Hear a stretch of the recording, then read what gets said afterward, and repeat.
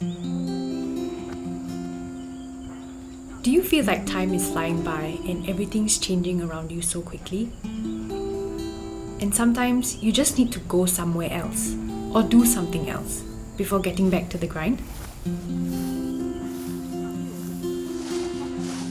When I feel this way, I go somewhere closer to nature, where I can pause and reflect.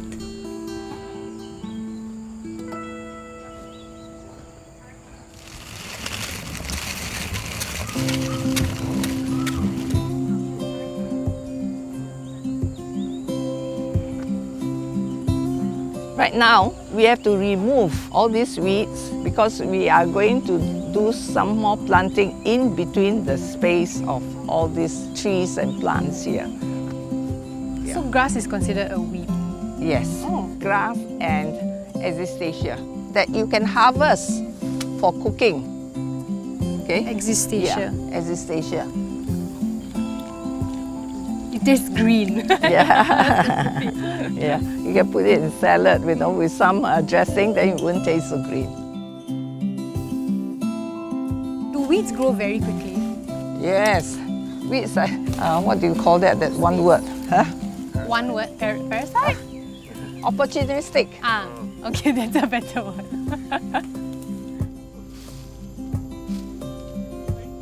The authorities are now emphasizing that Singapore must provide 30% of our own food by 2030. And so they think that urban high-tech vertical farming is the answer. But then I think people are also realizing we should go back to a way of farming that is more sustainable on the climate. And the only way to do it is to practice farming in a permaculture way.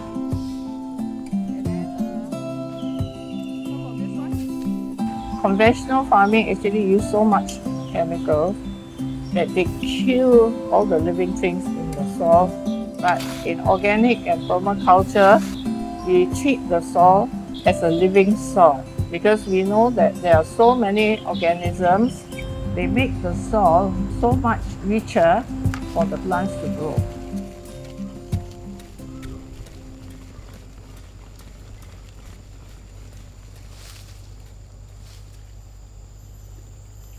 It was one day in 1997. I saw this article that reported a consignment of vegetables had been rejected by AVA because chemicals that were found was beyond the maximum allowed limit.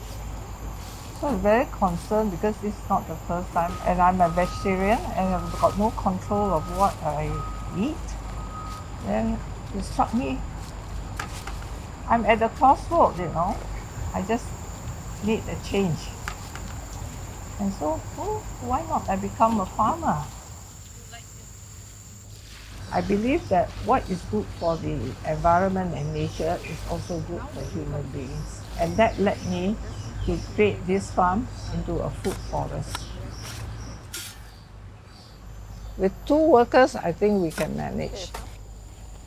Well, the volunteers, most of them are not that experienced in physical labor, but now, especially now in COVID days, any labor is actually welcomed.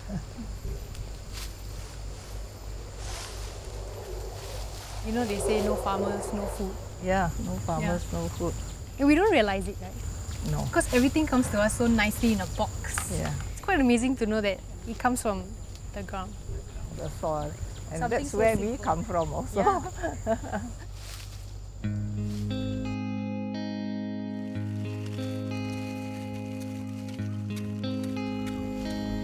There's a lot of heart and hard work here.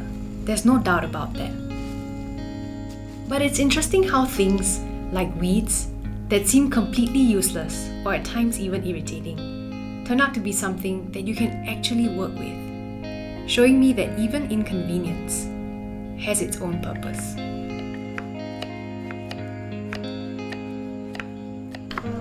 These onions look good to you. Bye. Bye.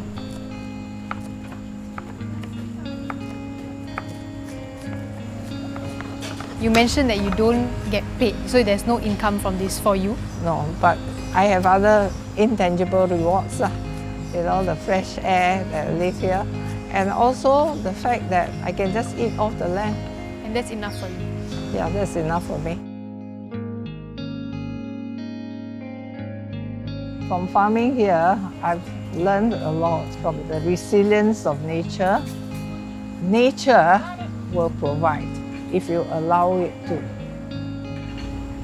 It's so sad that we forget that there's so much benefits from living a more natural life than living a materialistic life.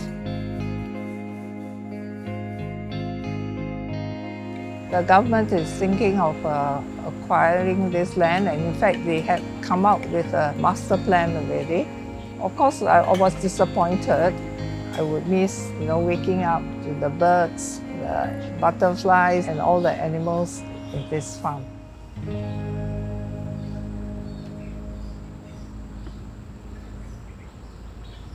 Okay, Amrit, we are going to do some planting of corn here now. You fill up with soil. It cannot be too thick, or else the seed struggles to grow. It's frustrating when big changes happen in life.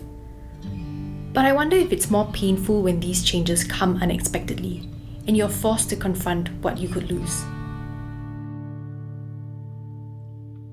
But talking to Evelyn, I realized that change presents you with a choice too. A choice to take a chance.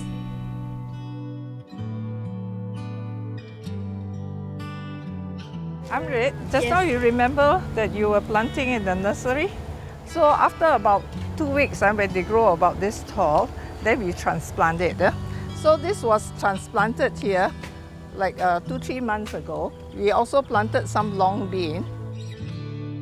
Now nature is such that if you don't harvest when it's young and it grows old, then the plant will die prematurely usually. So the more you harvest, the longer you're going to extend the life of the long bean. But of course it's got its limits. You cannot extend infinitely. There's a finite end to everything.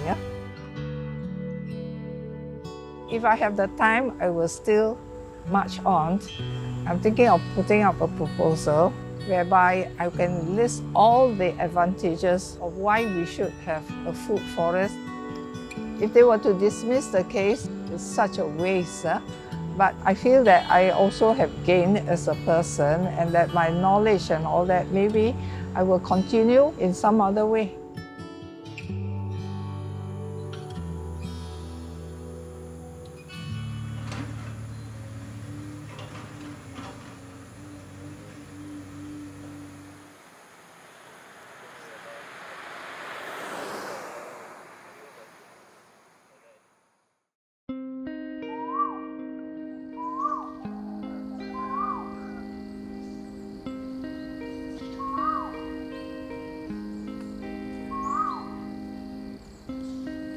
As cliche as it is, change is the nature of life. I know that it would be naive to wish for things to continue being the way they are. After all, it's precisely because of that we're able to evolve into better versions of ourselves. You see, I would like to end with this story that the atlas moth had been laying eggs on the guava tree, and there were a lot of caterpillars that had emerged. And they were eating the guava leaf until the tree was almost bare of leaves. But then, after a few months, after the moth flew away, the tree just recovered. So there's this balancing of nature all the time.